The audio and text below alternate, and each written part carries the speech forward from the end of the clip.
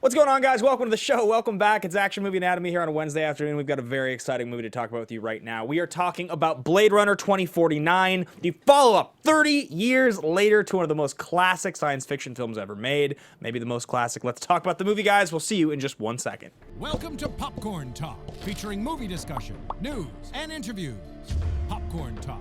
We talk movies. And now, here's Popcorn Talk's Action Movie Anatomy. Boom! Oh, shit! It never gets old. It never gets old. This does not feel like this movie at all. Not at all. What's up, everybody? Welcome to the show. Oh, I'm so excited, man. Welcome back. It's crazy. We're back. It feels like it's been like years since we've done a show. It's so weird that when you and I take literally not even an entire week off, we filmed an episode less than a week ago. Yeah, and yeah. it feels like it's been ages. Just weird. It's what happens when, I mean, we've been consistent for 100 plus weeks. We don't really miss weeks. So when it doesn't happen, it feels like the whole world.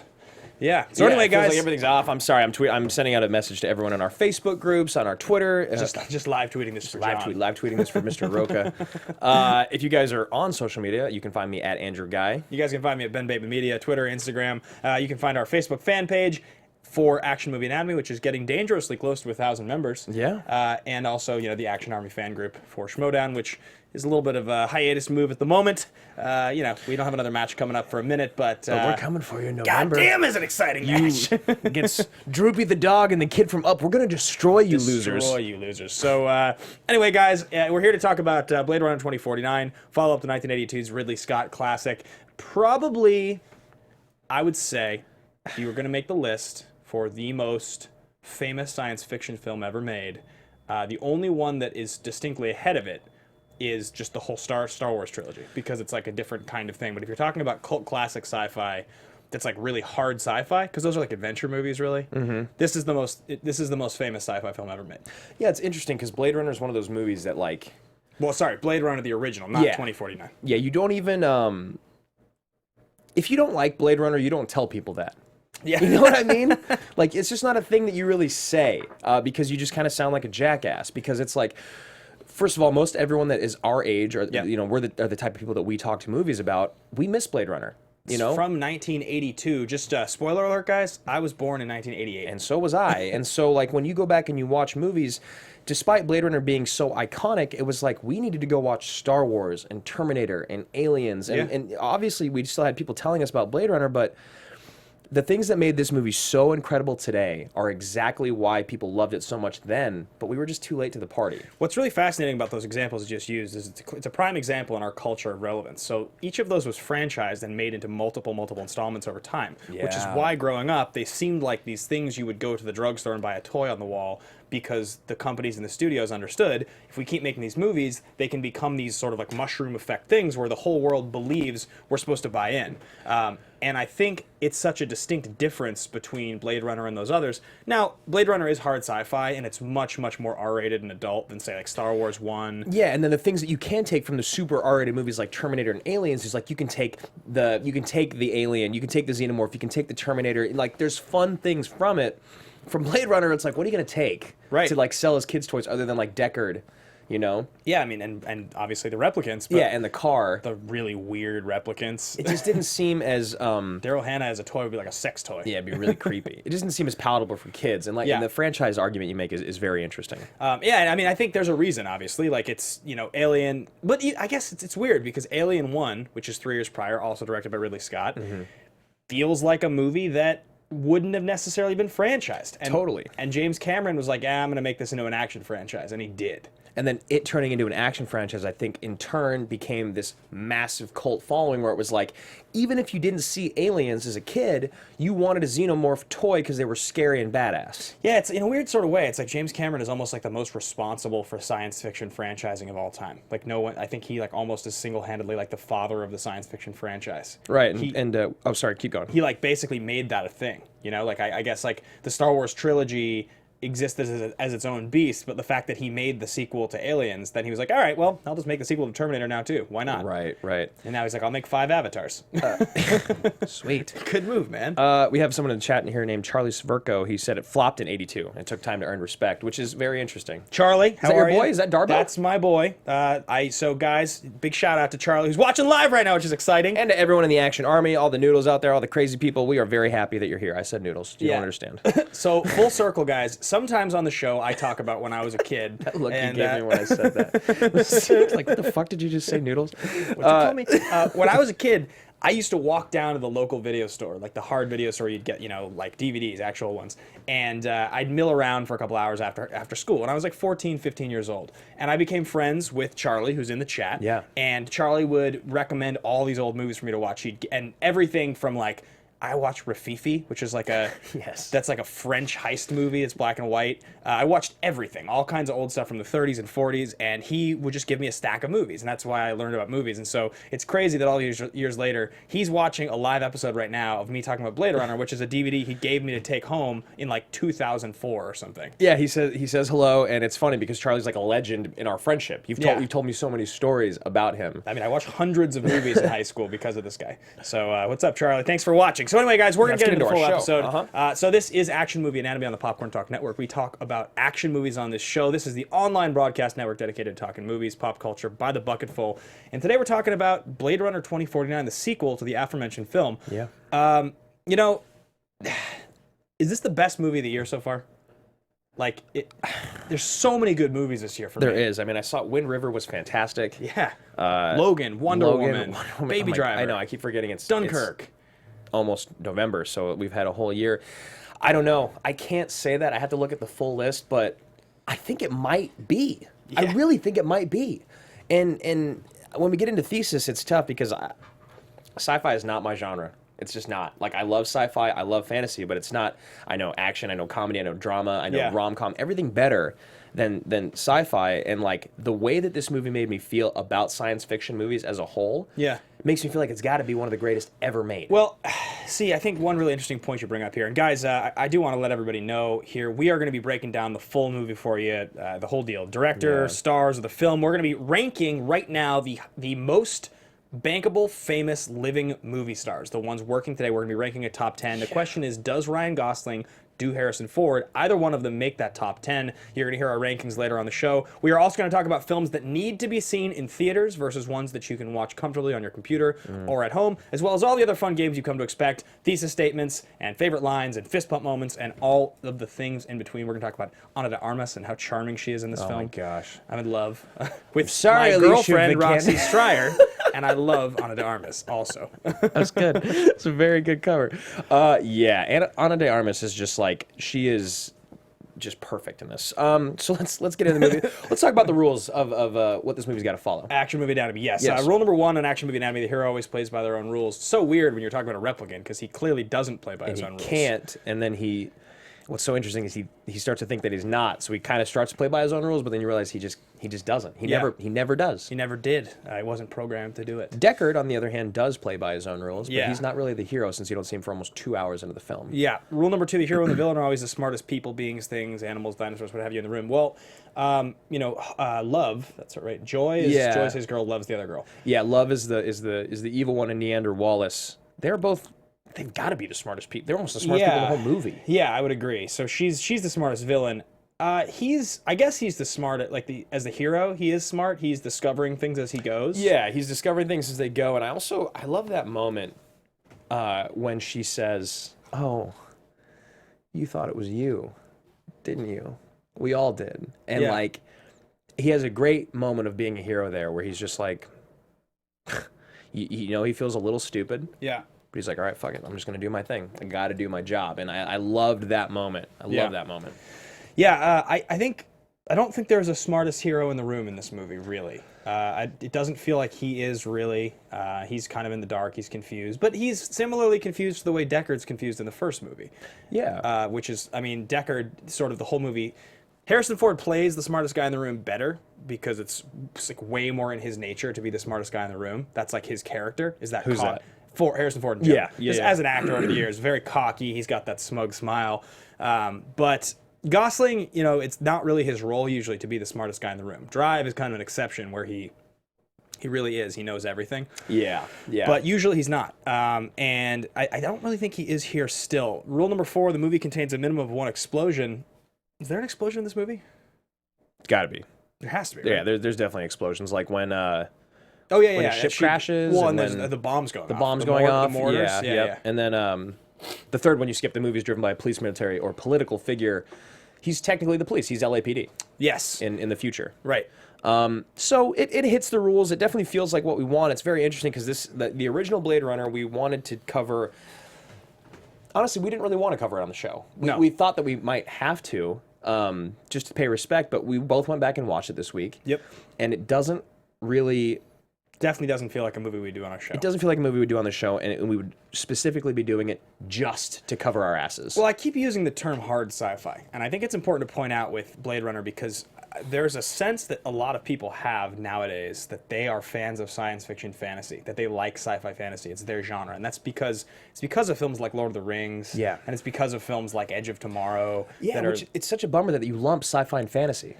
Yeah, and it's... The difference is that there's a huge difference between adventure films and science fiction films. You know, Star Wars is an adventure film. Yes. It's got science fiction elements. It's a space opera, but it's definitely an adventure movie. Blade Runner is not. Blade Runner is truly science fiction in the truest sense of the word. Yeah. It's like a dystopian story, and so that's not appealing to most people. That's not really like a mass market subject. And watching Blade Runner, the first one, it's very interesting. It is beautiful. It's amazing how well visually it holds up today. Yeah. But it's a boring movie compared to what you'd expect if you watch it after you watch this movie.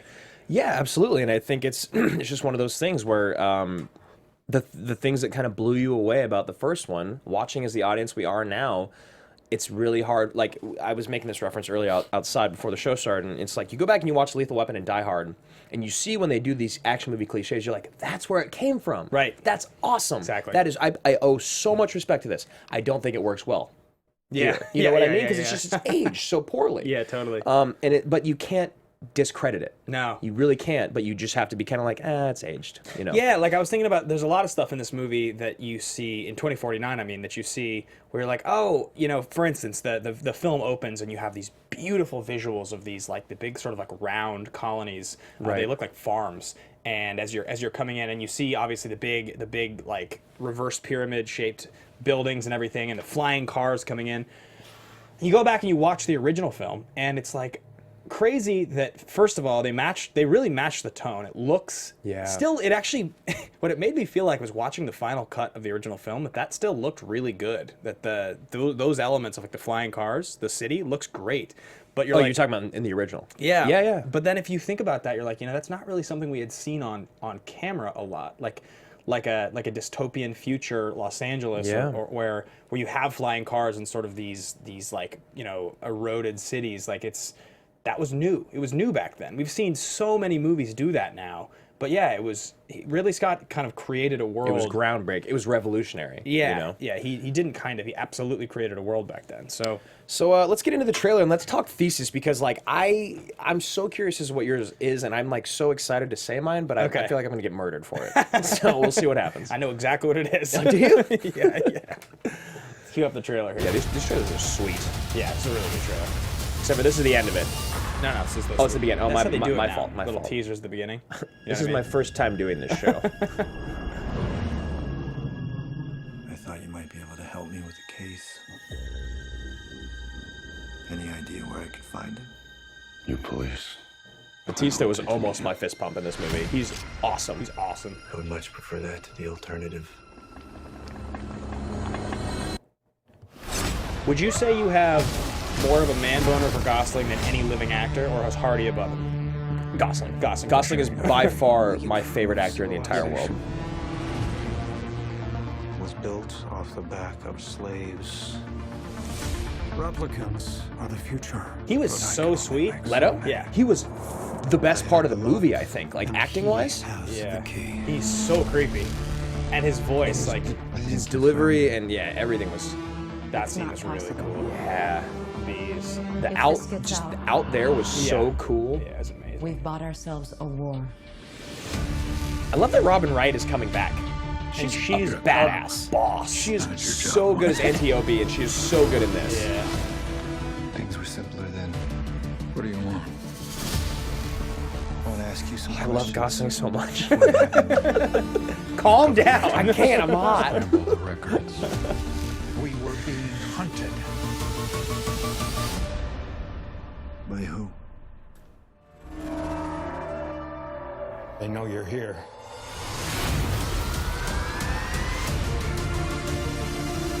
You do not know what pain is yet. I will show you. You will Oh learn. yeah, you will live.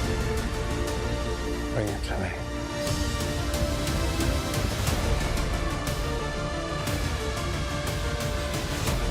This breaks the world. Dude, when Gosling freaks when he's talking to the dream or the memory creator, Oh yeah. Big girl. incredible. He starts screaming. Yeah. Yeah. Did you watch either of the shorts? No. You should go check them out. You'd like them future both. of the species is finally unearthed.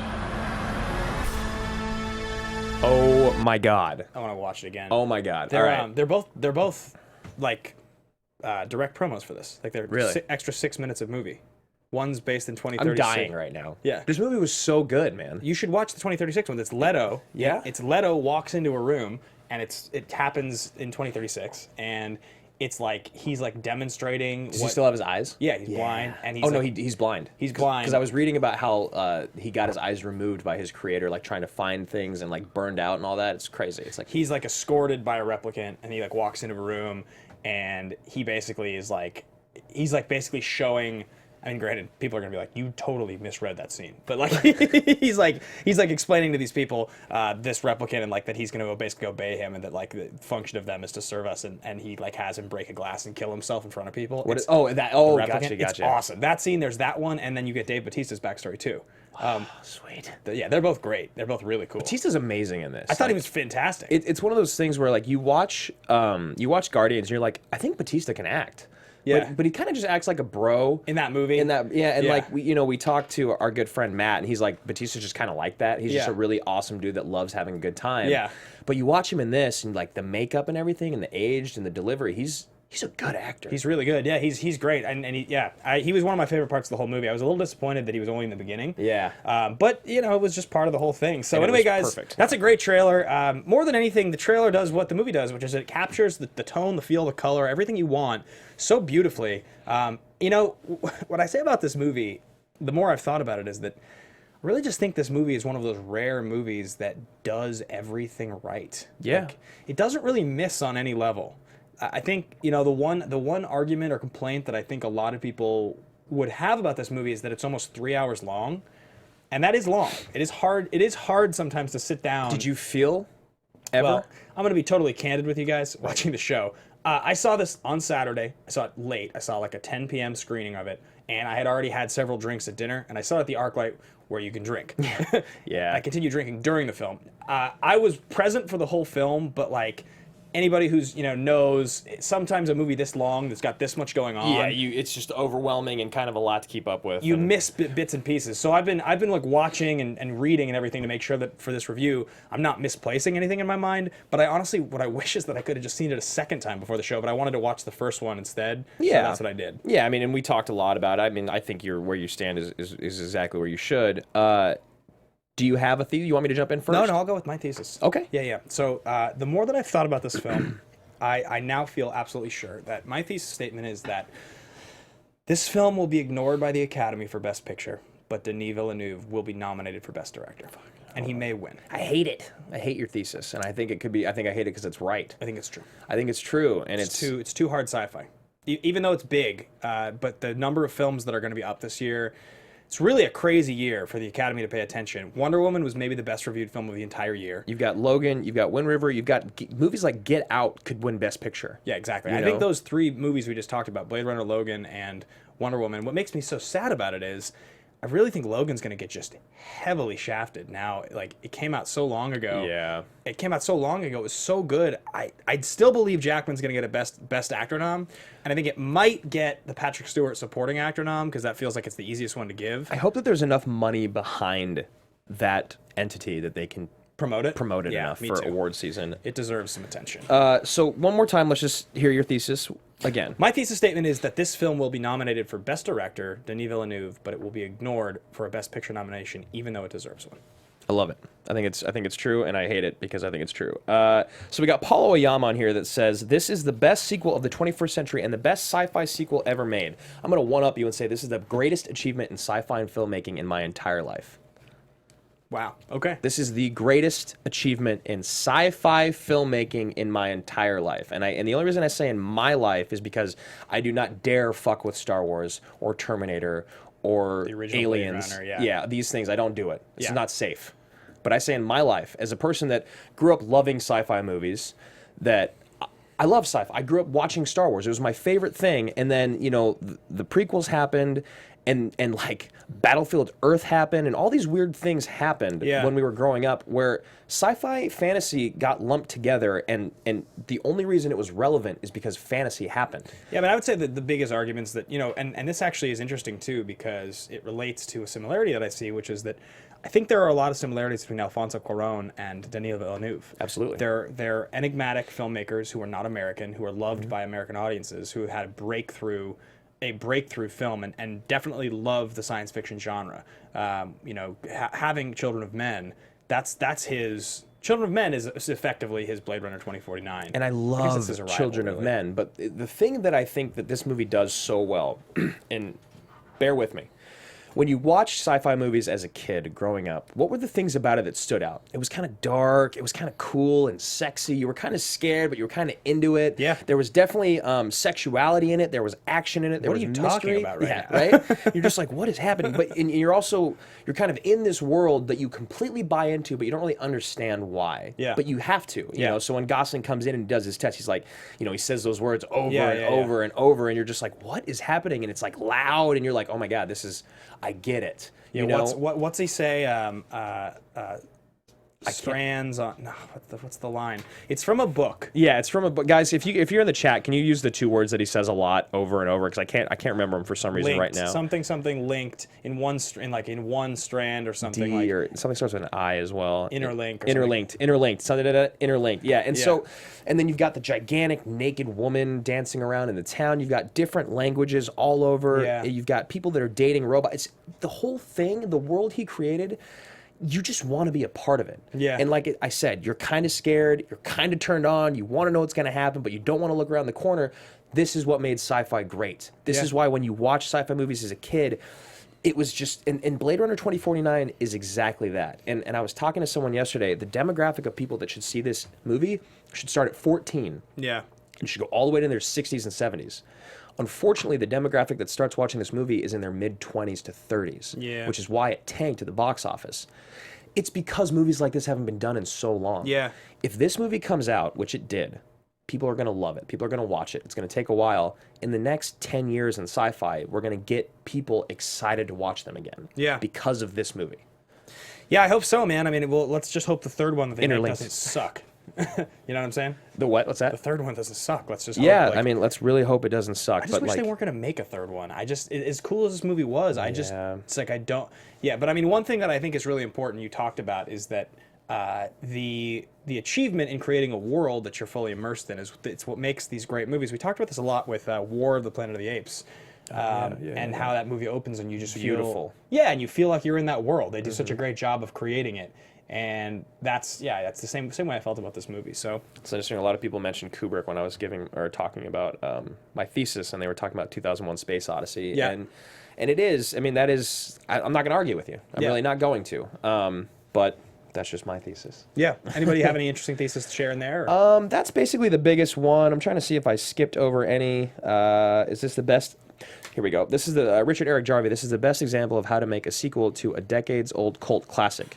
Usually these reboots/sequels fail critically, and all the credit goes to Villeneuve in this one. And I agree, because as Villeneuve talked about when he was making it, he was terrified and excited and frightened and like all these things, because again, it's the same thing of why I said I'm not going to mess with Star Wars or Blade Runner or Aliens. Right. Is like he doesn't want to do that either, because it's one of his favorite movies ever. Yeah. But yeah, I agree. That's a great thesis, Richard. I think that's about all of them I have, man.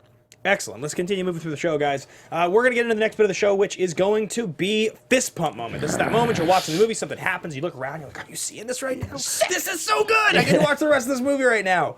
And man, there were a lot for me. You know, I think for me, I got to say, I think probably my fist pump moment was just the moment that you see, you know, Gosling's car lands in the beginning and you see him come through that fog. Yeah. And he's got the jacket over his face. Jacket is sick. It's a sick jacket.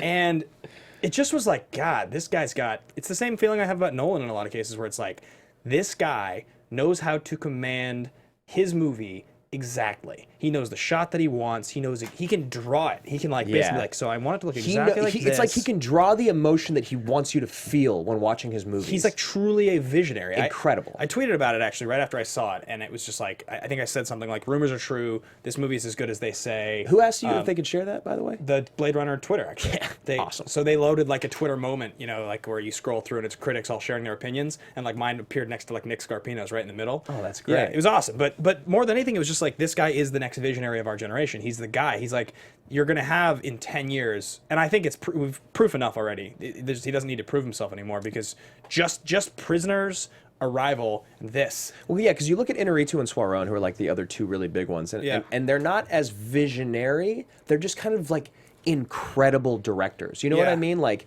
I watched The Revenant and you watch Gravity. It's not like anything really that new. Yeah. But it's perfect. Yeah. Whereas you watch this and it's like completely visionary. I guess Birdman would be the one that would be. That's pretty visionary. That's like a pretty crazy vision of how it's going to look. But yeah, they're all amazing, and none of them are American. So there you go. Yeah. But yes, I would say my fist bump moment, it just has to be that one. I mean, I loved that one. I also loved the later scene that we showed in the trailer where Gosling's walking in that orange smoke, and he's out in the desert. That was pretty amazing too. Sorry, go ahead. I'm so excited. For me, the visuals were the things that just were jaw-dropping. Like that was the stuff where I was watching with Roxy and I just like lean over 4 times in the first 15 minutes of the movie, just like, this looks amazing. Right? Yeah. It just looks so amazing. It's just beautiful. And like, you know, Villeneuve having the idea of putting the gigantic erotic statues out there to just kind of add this weird, it's just perfect. Yeah. Everything about it is perfect. So, guys, I'm going to go through your fist bumps here. When Gosling destroys Bautista, I love it. So did we. That was when he throws him, first of all, again, you talk visionary and it's just like, bang, bang, bang against the wall. Well, let's go see what's happening in the other room. And it's just like wall, wall. Then they fall through. And then Gosling punching him in the throat. It's just like, oh, God, brutal. Let's see. The Vegas showroom fight is great. When Deckard says we can do this all day or have a drink. Deckard says her eyes were green. I love that moment. And then walks away. That's amazing. That scene is really beautiful. Numerous people have mentioned Gosling when he just runs through the wall after Deckard locks him out, which I love. Yeah, it's awesome. When you realize the plot that Deckard and Rachel had a kid and everyone's waiting for that. So those are all excellent. None of them are mine, which I love. My fist pump moment is after he gets shot down in the San Diego junkyard. Yeah. And he comes down, he's like knocked out, and they're like sawing through his door. Yeah. And they pull it off, and like they wake him up and pull him out. And the first thing he does is he picks up the dude and he literally just snaps him in half over the back of his knee, just kills him instantly, and then shoots 4 people, and then it's just like... And he has like cyborg aim. Yeah, like, perfect aim. Everyone's dead. Dude's dead in front of him, and everyone just stops for a second. Yeah, and like, it was awesome. I just thought he was so badass. Yeah. I love you, Ryan. So, all right, guys, we're going to continue moving through the show right now. We're going to talk a little bit about these guys' careers, where they're at. So let's start with Harrison Ford, because I think Gosling's going to lead us into a bigger conversation. So Harrison Ford's 75 years old right now. Yeah. And it's crazy to me that he looks and feels and acts 75, but he also is pretty sharp for 75. Yeah. He's still got his wits about him. He still moves well, and I mean, but it's also kind of crazy that he's one of these rare actors who is in their mid 70s and wants to keep doing these big franchise movies. He wants to do another Indiana Jones movie. Like, it's just kind of surprising. You don't see that all that often. So he also insists on flying airplanes. Yes, he does. He loves doing that. So you looked at his career. He did. he had a leading role in Ender's Game 2013. Yep. He's also in The Expendables 3 in 2014. Which I don't know if he had a big role or not. He's billed third, but it could just be because he's billed third in the credits and he's Harrison Ford. I can't imagine he's got a big role. I don't think I've seen... I think I watched half the second one and all of the first one. I've just seen the first one. Yeah. Age of Adeline, 2015, and then obviously The Force Awakens in 2015. Then you go and you look at Gosling, who is, in my opinion, the biggest movie star in the entire world right now. He's got The Nice Guys in 2016, La La Land in 2016, and Song to Sing in 2017. Song to Song? Have you seen this? Or Song to Song. I haven't. I don't know anything what about that it. movie is, yeah, I don't know if you guys do in the chat, but basically what this is leading to is who are the 10 biggest movie stars in the world working today? Yeah, and so let's qualify this for a quick second, guys, because I think it's an important... We have to establish a few things. This conversation is about if you put this person in a movie and you put enough money behind the promotion of that movie and it opens worldwide, will this movie make enough money back that it was a good investment for the studio? Does this person have enough credibility that the world is interested to see this person? If you were to walk into a bar in the middle of bumfuck nowhere and hold up a picture of this person, would everyone be able to say who that person is? There's credibility, there's a household name recognizability, and this is one of those things where you got to realize that bankability. Yeah, and sometimes somebody's name is only relevant like this for a year or two. And then you have the people, like the Cruises, where it's 20, 30, 40 years long. And so spoiler alert, guys, Cruise is not going to be #1 on this list. Yeah, he's really not. But he will be on the list because Tom Cruise movies, the thing about Cruise, and I'm going to start with him, is that he's the only person billed on posters and trailers in his movies. Yeah. That is the only person, no matter how big of a star they are. Jeremy Renner and Simon Pegg were massive when they did MI4. No one is on the posters. No one is in the trailers. No name is anywhere other than Cruise. And he's the only person in the entire universe who does that. It's just Tom Cruise, The Mummy. The Mummy is terrible. That movie made almost $500 million worldwide. Exactly. So let's just run through. I got a list here of names I wrote down. Sure. We worked together on it. We got Ryan Gosling, Leonardo DiCaprio, The Rock, Tom Cruise, Denzel Washington, Michael B. Jordan, Tom Hardy, Hugh Jackman, Brad Pitt, Johnny Depp, Vin Diesel, Ben Affleck, Will Smith, Robert Downey Jr., and the lone female we wrote down was Melissa McCarthy. To be totally fair, we'll also say Charlize could be in the conversation. And the other third one... Jennifer Lawrence. Was Jennifer Lawrence, yes. And so Ben and I wanted to argue Charlize, but it's just not a thing yet. As much as I love Charlize, Atomic Blonde did not do well. It wasn't a very good movie, and... yeah, I mean, it just didn't do that well. She's a total badass. We love Charlize Theron. She's an incredible actress, but she just unfortunately doesn't have the worldwide cred to open a movie on her own. And it's understandable that some of the characters that we're going to talk about here in their roles don't have that credibility either right now. Yeah, somebody like Ben Affleck is pretty much relevant for Batman right now. Yeah, and a lot of people talk about Scarlett Johansson, but what's the last Scarlett Johansson that opened where she was the lead? Ghost in a Shell. And obviously she shot herself in the foot by playing an Asian character as a white woman, but regardless, we completely tanked. It should still have made money if she's that type of person. So Melissa McCarthy, and a shout out to Jeff Graham, who's one of our engineers, producers, and he also is on a show with me on Fridays, the Unproduced Table Read. He was like Melissa McCarthy, and at first I was like, are you... But then I was like, wait, you think of all the movies she's done in her career, especially over the last 3 or 4 years, she's like the Adam Sandler of women back in the early 90s. She's just like the Adam Sandler of today, period. Exactly, and she's fantastic. I love Melissa McCarthy. Funny, her movies make money. Hilarious. She works with her husband. She writes and directs and stars in. Like, she's kind of the one female.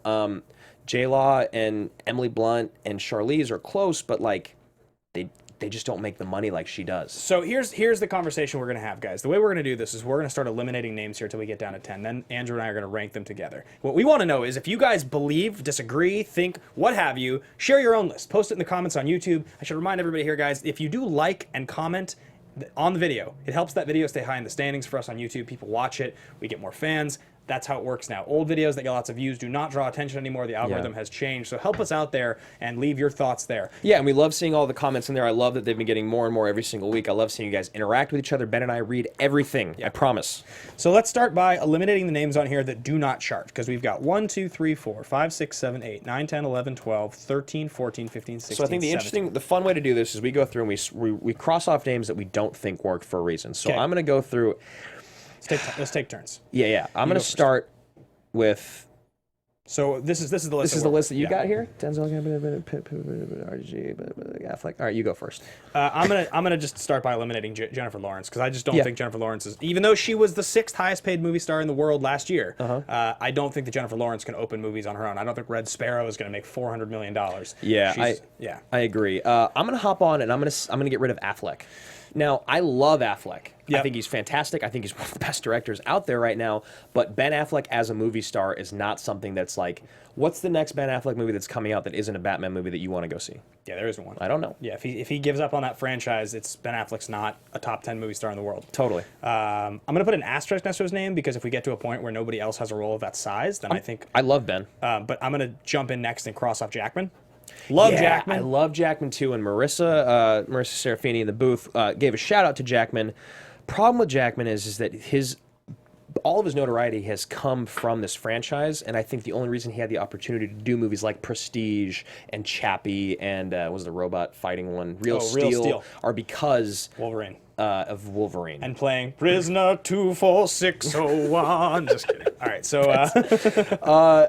Damon's not on our list, so I'm gonna just say he's not on there. I'm gonna go with Michael B. Jordan. Okay. Because I love Michael B. Jordan, and I love that he's like a young black actor that seems like he's gonna be the next like Denzel, maybe.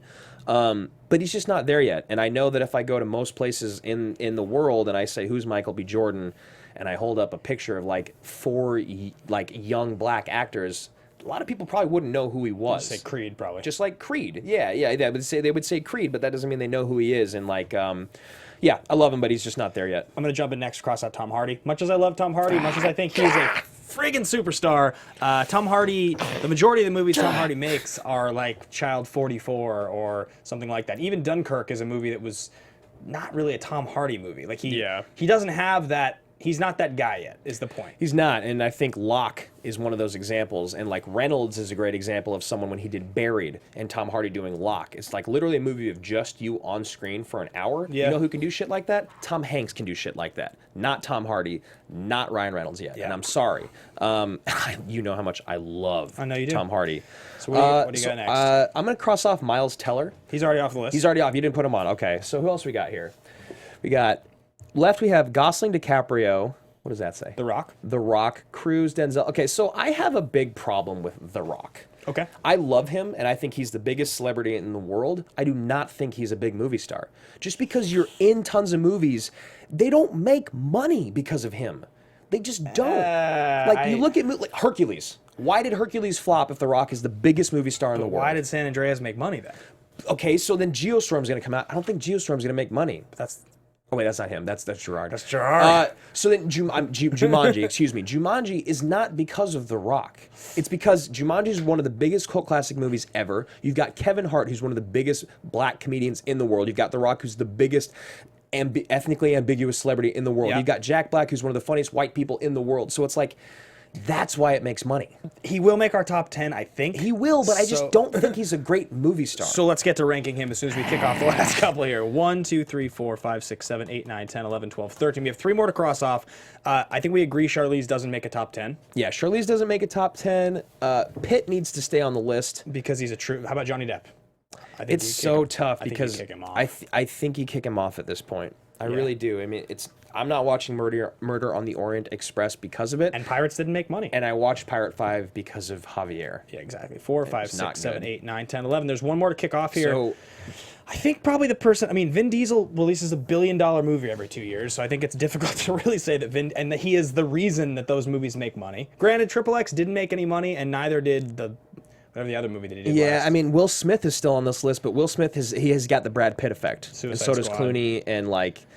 I mean, do you get rid of RDJ? Downey Jr., what has he done other than Iron Man? I would cut Affleck before him, so I think I'll agree with you that Affleck would be number 11 on this list, and you leave Melissa McCarthy on. Even though I think that that's kind of ridiculous. What about Hanks, man? His movies don't make money anymore, just because he's one of the greatest actors ever. All right, so here's what we got left. Daniel Day-Lewis isn't on this list, and he's my favorite. We got Gosling, DiCaprio, The Rock, Tom Cruise, Denzel, Melissa McCarthy, Brad Pitt, Vin Diesel, Will Smith, and Robert Downey Jr. as our 10. So who is number 10 on that list? Is it Brad Pitt, Melissa McCarthy, Denzel, or... Melissa McCarthy. Okay. So unfortunately, and like, start writing more scripts for women, please. Please, Hollywood. All right. Melissa McCarthy's 10. I'm going to go ahead and jump in and say that I think Denzel Washington is 9. Yeah, I mean, it's interesting. Do you think that Denzel surpasses Vin Diesel, though? Because I think Denzel has that movie star thing where... I mean, I'm pretty sure both of them could walk in rooms almost anywhere, but I think Denzel doesn't ever walk in somewhere and isn't recognized. Yeah, he's a bigger global icon, but Vin Diesel movies. You know what? I'll give it to you. I'll make Denzel 8, and I'll give Diesel 9. I think that's fine. Guys, everyone that's asking about why Tom Hanks isn't in there, did you guys go see Bridge of Spies in theaters? Did you guys watch Inferno? How about The Circle? Did you guys watch all those movies in theaters because Tom Hanks was in them? If you did, then we'll retort our statement. Yeah. Tom Hanks just hasn't been a worldwide movie star for like 5 to 10 years. He's one of the greatest actors ever. We love Hanks. I mean, there's a reason Tom Cruise is going to be lower on this list than number 1, because if we're just talking about all-time effect, he's higher than almost everybody here. I would say after that, Brad Pitt probably. Yeah, I mean, because he's like one of those guys. I mean, The Big Short was like one of the last big things he did, and he was a pretty small character, and he kind of felt like the old guard leaving. Yeah, a little bit. I mean, I think he can still make things that are big, and like Fury is a good example of a movie that sort of... 4 people were just like, I watched all 3 of those. You didn't watch... Yeah, actually, that's not true. No, they're all going back and be like, actually, no, I skipped one of them. I skipped blah, blah, blah. I skipped all of them. I skipped all of them, too. All right, so that's 7. I only watched Bridge of Spies because Rylance as well. How about 6? We go with... Is it Gosling 6? I don't think Will so. Smith. Yeah, Will Smith is 6. I think Gosling is number 1 or 2. Who's number 1? Leo?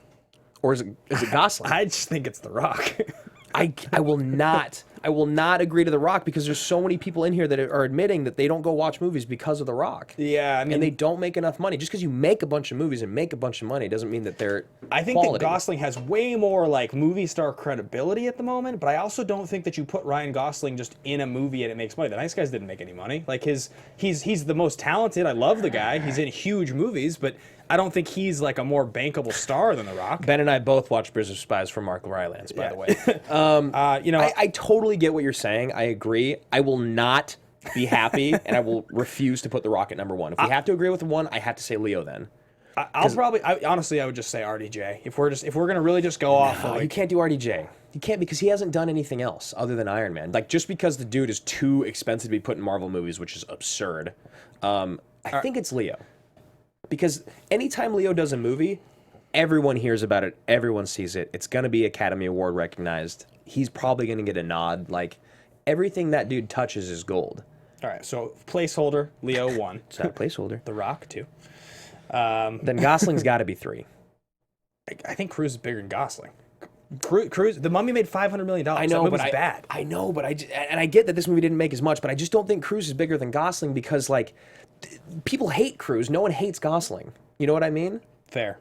I don't think Cruise is bankable in the same way that he once was, so I'll give you Gosling right now for the sake of argument, which would mean that the last person we're missing is RDJ, putting him at 5. Oh yeah, the judge. So that would mean that we have DiCaprio, The Rock, Ryan Gosling, Tom Cruise, Robert Downey Jr., Will Smith, Brad Pitt, Denzel Washington, Vin Diesel, and Melissa McCarthy as our 10 biggest movie stars right now.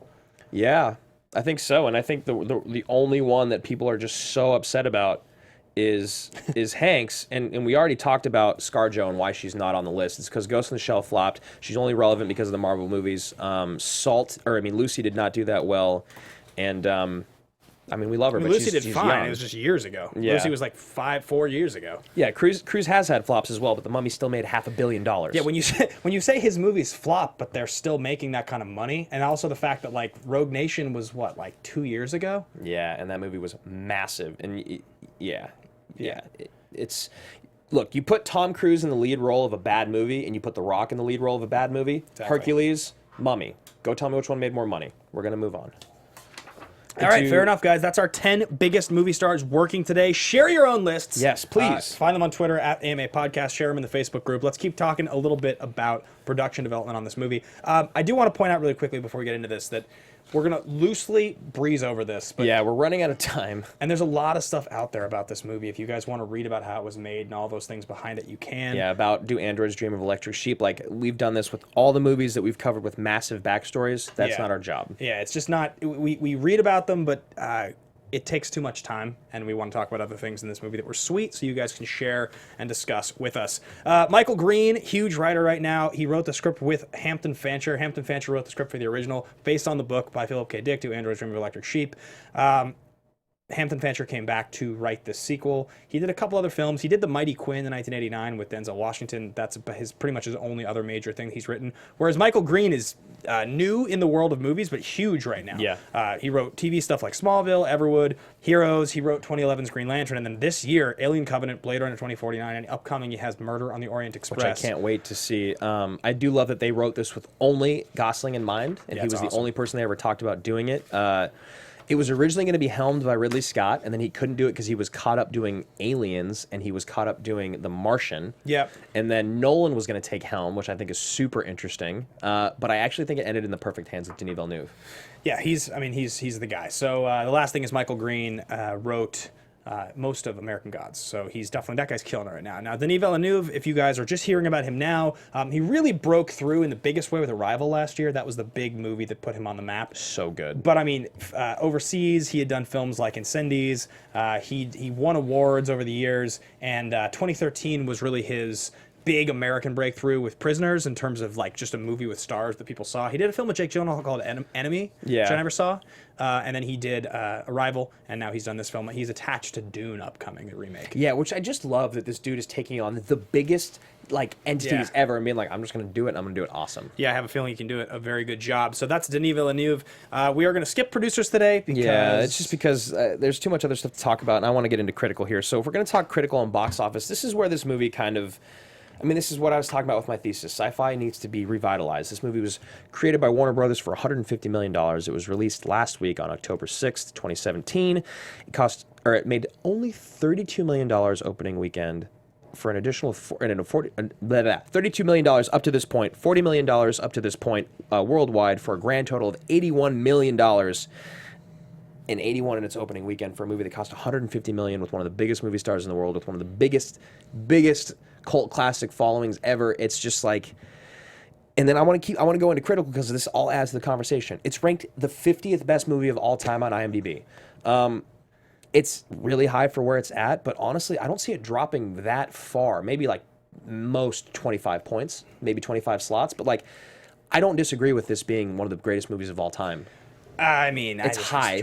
I know you do. I know you do. But like, do you at least think that if a movie is on the list, it is one of the best movies ever made?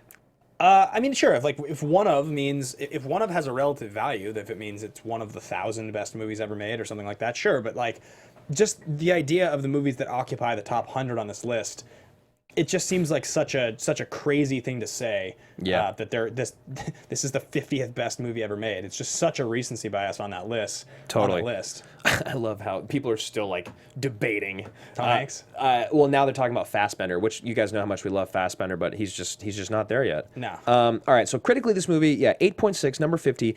It's got an 88 by all critics, a 91 by top, and an 83 by audience. On Rotten Tomatoes, I would probably give this movie an 8.7 if I had to rate it. I think when I get out of here today, there's a decent chance I'm just gonna go watch it again. Yeah. So I'll get back to you. I like don't feel at this moment like I can give it a good enough. I can give it a correct ranking in my mind. It's, like I loved it. I just like there's so much movie there and there's so much to talk about. And then when we're talking about this movie on that list of greatest achievements, I just want to watch it again. Yeah, and so Danny Nose talked about the performance at the box office and why we think it flopped.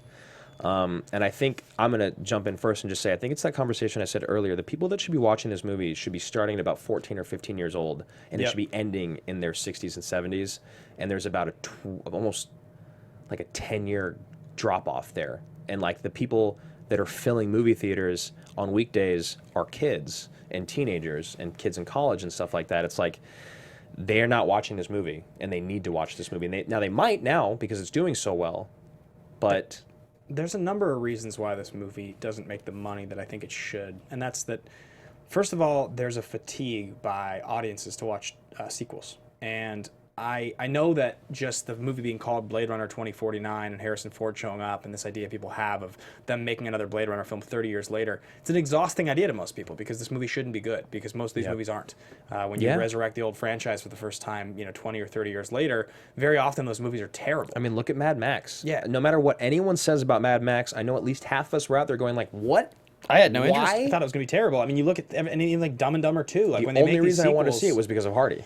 Yeah, when they make these sequels, very often they're not good. So I think there's a general fatigue by audiences. And then the second part is, look, guys, it's not the same thing as making a sequel to like a superhero movie. Yeah. Those movies get seen by everyone because people buy the action figures, like I said, at the local drugstore. Totally. Because they're selling Captain America at Walgreens, and you just want to go see it because you recognize the characters, and it's easy. It's palatable. It's not dark and weird and pushing boundaries. And they're PG-13, so conservative America and conservative people, religiously conservative people all over the world are going to watch those movies. Whereas, like, I was raised Mormon. In the Mormon religion, you are not supposed to watch R-rated movies. Yeah, so, like, how many people in massive multi-billion-dollar movies see the Marvel movies, and I want to see Blade Runner, but due to my religion, I'm not going to. People are more interested in spending money to go see Deadpool and Wolverine as R-rated superhero movies than they are going to watch this film because they're comic book characters.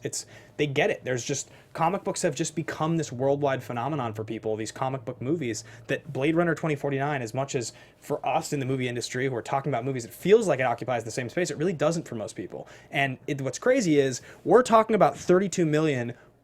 Domestically in its opening weekend, like it's a bad number, like it's a disappointing number. $32 million were made seeing this movie over the weekend, which is a crazy number of people that went to see this movie. Yeah. It's just not as many enough. as $150 million budget and probably another $100 million in marketing need to have happen. Yeah. And that's what it is. So yeah, so let's get into favorite line, because there are a bunch of AMA questions. There's some conversation going on about Tom Hanks. About Tom Hanks still, and I want to talk about it. No, and I just want to talk about it. So, favorite line. I'm going to hop in first. I have a couple favorite lines, but so the one that you guys mentioned was that her eyes were green. That's just a great line. And then the beginning, I love when Leto he like goes to see the new model. Yeah. And he's just the Happy creepiest. birthday. Yeah, happy birthday. Like the creepiest thing ever. And like what I love is that actress is she's so terrified, and Leto goes, "Interesting, isn't it? How in life we don't even know what we have yet, but we're afraid to lose it." Yeah, it's a cool and it's line. just a great line. And then my definite favorite, where I teared up, and I don't even know why, because I just did, but it's when Ford goes, "Sometimes to love somebody, you got to be a stranger." Yeah, and he just right. walks away all pissed off. It's just beautiful lines. So those are my two. I think I really liked the whole conversation between Gosling and Bautista at the beginning of the movie. I love when he says to him, like, what's he say? He's like, "I've never had to turn on one of my own because we don't run," or something like that. I think there's a line like that exactly. he says. He says that to Bautista. He says, "Yeah, I've never had to take one of my own because we don't run like the old models do." Yeah, which is cool. I just like the idea that it's like two cyborgs talking to each other, and he's a replicant just being like, "I may be a replicant, but I'm a better replicant than you're a replicant." Yeah. I think that's really cool. And and also the line, of course, he's like, "You do this because you've never seen a miracle." Yeah, right. And like again, Bautista was just fantastic in this. Yeah, the whole cast was really pretty wonderful. I mean, it's hard to not find lines in the relationship between Gosling and Joy that like that's my favorite relationship in the movie, and just like so just wonderful to watch and so charming, and she was so great, and it's so sad when her like projector gets destroyed. Yeah. Okay. So I wish I could remember who, and I think it's one of our big Action Army members that talked about the relationship between Joy and Joe, essentially, and whether or not you felt it, or was it too artificial to care about? Joy and Joe? Yeah, I mean his K. Oh, got it. You saw the movie, right? I've been thinking about his K. But yeah, so do you, and guys, I'm so sorry if you are in the live chat, please say something, because I can't remember who said it. What do you think about the relationship? Was it believable? Because I know. Yeah, I thought it was great. I thought it was one of those wonderful relationships in movies that you like sort of don't want to buy into, that you don't believe will be good, that it's hard to imagine could work when the movie starts, and by the time it gets to the middle of the film, it's just great, and it's charming, and it's sweet, and it's like she's wonderful and like so supportive of him, and he truly loves her. Yeah.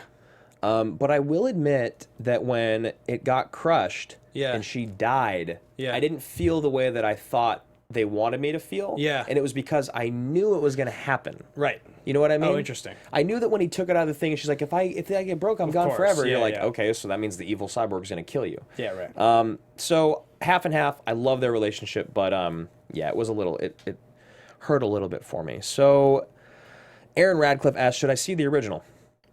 Only if you were a huge fan of this movie and you can't get enough of it. Gotcha. If you thought this movie was great and you liked it a lot, but you don't anticipate watching it again, or it's just in the same category for you as a lot of the good movies you've seen this year, you don't need to. The original movie, if you're a film lover who wants to feel like you know the context of great film and where films come from, certainly watch Blade Runner. It's an important movie. If you haven't seen Blade Runner and you get into a conversation with people about film history, it's an ignorant place to be to not have seen this movie. Yeah. If you're somebody who likes movies, you don't feel like you need to know everything and have seen everything, it's just a movie from a different time. It only matters if you care a lot about this movie or if you care a lot about film history. Yeah. Arena asked that question, by the way. So thanks, Arena, and thanks, Thank Kess, you. for Thanks, letting us Arena. know. Yeah, I mean, we both watched it. I watched it before. You watched it after. I don't Yeah. think it's necessary. I think that Rutger Hauer's sweet. I think that, like Tears in the Rain is a great line. Yeah. Improvised line. But I don't think it's entirely necessary, but I think you should. Yeah. I think you should. I don't think you have to. I got a couple more here. This is a great one. I know we're running out of time. Chevy Sloan asks style over substance. This is a thing we've talked about on our show before. Right. We talked about it specifically during Dunkirk. What do you think? No. No. So much substance here. So Yeah. much, just a great story, a great script. So deliberate, every part of this movie. The design was just gorgeous. I mean, the style in this movie was a major part of what made it so great, but that was also a major part of what made the original film great. So I think if this had been a worse movie, I think this movie could have been worse acted and could have been worse acted and had a worse story than it did and still have been very cool because I think achieving the visuals was probably easier to do than the other stuff. The fact that it achieves that stuff, but it also has a great story, great performances, is what makes this a classic, I think a modern classic. Yeah. So the last thing I have is that people asked about movies we have to see in theaters. Yeah. I'm going to just breeze through this. There's three movies that pop into my head immediately, Okay. and that's this movie that people talk about because we're doing it. Dunkirk, because it came out this year, and that's where we came up with style versus substance. And then Avatar, because I think it's one of the greatest examples of movies that should only be seen in theaters. Yeah, right. I would agree. What about Fury Road? I mean, Oh, shit. Yeah. I mean, Fury Road to me was probably was the ultimate movie to have seen in theaters aside from Avatar that I've ever seen in my lifetime, really. Like, that was the most incredible visual movie for me. I think it's tough, though. It's just that's a hard question to really properly answer for most people because it comes down to what do you want out of the movie? Like, what are you getting out of the experience aside from just beautiful visuals? Yeah. You know, there's a lot of movies that are incredible that you're watching in 3D. That every superhero movie that they spend money on, you could see in theaters and claim that needs to be seen in theaters. I think there has to be more than that. There has to be some. With Avatar, it was a unique experience. It was the first time we had seen that kind of 3D. The practical 3D, and it was so beautiful, and Cameron hadn't made a movie in so long. Yeah, You know? I think when you're shooting something in IMAX cameras like Dunkirk, that's definitely the kind of movie that should be seen on the big screen. Yeah, I actually think Dunkirk is the most. Excuse me. I think Avatar is the one movie that you should definitely see on in the big screens. Yeah. I don't think you need to see Blade Runner in the theaters. I think you should. Yeah. But I think it's so good. Just like I think Dark Knight is so good. The other movie we were talking about just Fury now, Road? Fury Road, is so good. You don't have to see it in theaters to enjoy it. Yeah. It's better in theaters. But I think if you can watch Blade Runner in theaters, it is not a necessity. Yeah. All right, guys, that's pretty much going to wrap up our show today. We spent a little long on top 10 movie stars, but I hope you enjoyed the conversation. So get in on the conversation, share your thoughts on the Facebook page. If you guys want to find me, you can find me personally at Ben Bateman Media. You can find me at Andrew Ghai. You can find the Action Movie Anatomy fan page on Facebook. It's just Action Movie Anatomy fan page. And the Twitter at AMA Podcast. You guys, we normally talk about which of the three action movie categories the movie fits into. Some of the movies we've done recently really feel like we don't need to do the ranking. I think it goes without saying for both of us this week, this is totally legitimate. Absolutely. Yeah, I think Or else it would not work. Yeah, I think that's a pretty easy one. Last but not least, guys, we do have one last thing to do, and that is the pitch. And good. yeah, guys, we got The Foreigner coming up next Yeah, week. I'm so excited. It's got great reviews. Chan is back. Jackie Chan? Yeah, go I watch. don't want any trouble. It's good. It's real good. Go watch Who Am I? Go watch Rumble in the Bronx. Catch up on Jackie Chan. Rush Hour 4 just got released, or announced. Announced, yeah, it was confirmed in the press tour for The Foreigner, so I'm real excited for this. We almost did Rumble in the Bronx, but I think we'll just watch it this week to prep for The Foreigner. It looks friggin' sweet. You got Brosnan in there. I think this movie's going to be great. So I used to work for Tyrist. Yeah. So that's it, guys. Thanks for watching. Thanks for listening. We'll see you guys same time, same place next week. bye. From producers Maria Menounos, Kevin Undergaro, Phil Svitek, and the entire Popcorn Talk Network, we would like to thank you for tuning in. For questions or comments, be sure to visit popcorntalk.com. I'm Sir Richard Wentworth, and this has been a presentation of the Popcorn Talk Network. The views expressed herein are those of the hosts only and do not necessarily reflect the views of the Popcorn Talk Network or its owners or principals.